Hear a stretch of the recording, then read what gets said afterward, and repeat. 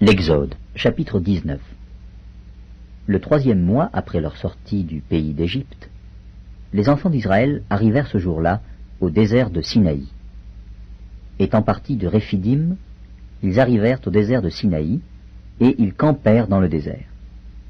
Israël campa là, vis-à-vis de la montagne. Moïse monta vers Dieu. Et l'Éternel l'appela du haut de la montagne en disant: Tu parleras ainsi à la maison de Jacob. Et tu diras aux enfants d'Israël: Vous avez vu ce que j'ai fait à l'Égypte, et comment je vous ai porté sur des ailes d'aigle, et amené vers moi. Maintenant, si vous écoutez ma voix, et si vous gardez mon alliance, vous m'appartiendrez entre tous les peuples, car toute la terre est à moi.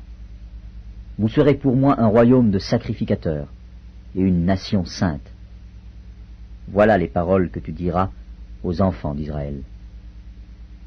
Moïse vint appeler les anciens du peuple, et il mit devant eux toutes ces paroles, comme l'Éternel le lui avait ordonné.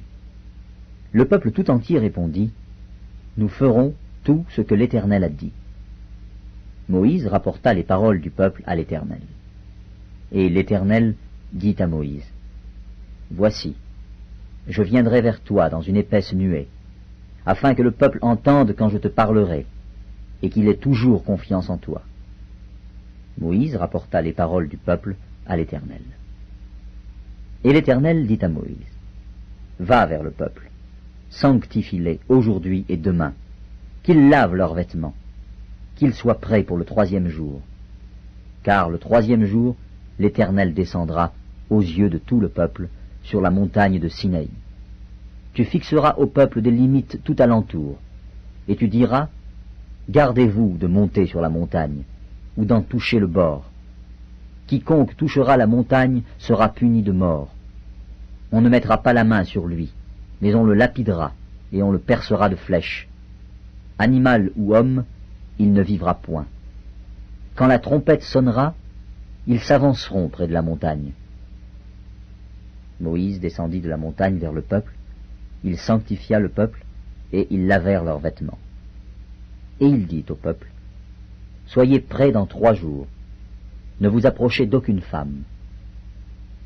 Le 3e jour, au matin, il y eut des tonnerres, des éclairs, et une épaisse nuée sur la montagne.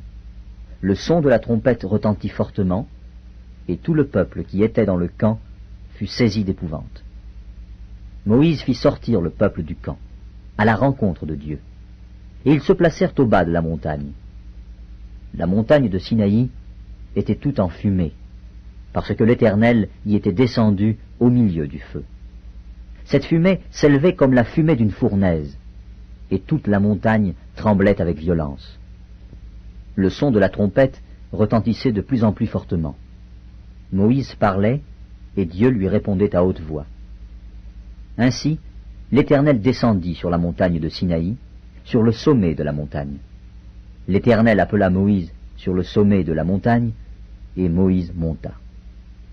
L'Éternel dit à Moïse: Descends, fais au peuple la défense expresse de se précipiter vers l'Éternel, pour regarder, de peur qu'un grand nombre d'entre eux ne périssent.